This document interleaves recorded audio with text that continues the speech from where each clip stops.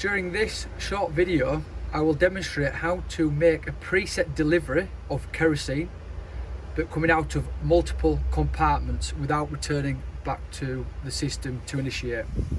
So again, use the selection button down to the delivery menu. When delivery is displayed with kerosene in the brackets, press screen validation to proceed. We're going through the hose reel, so you press OK, validation. Confirm that the product is kerosene, press OK. So we're doing a mode of preset, so we're just doing a preset volume, so you press OK for preset. Again, modification increases the value and selection moves the cursor along.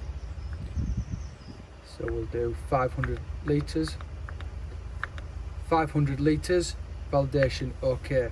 So we have the option of compartment number 1 with 1,761 litres in, compartment number 2 with 2,500 litres, or we have the option, because we have two compartments containing the same product, to come out of both of the compartments once the first one is completely empty.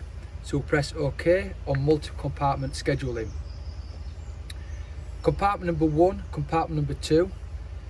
So you press the red button to come out of compartment number 1 first, green to move across, coming out of compartment number 2 second. Keep pressing the green button until you see scheduling OK.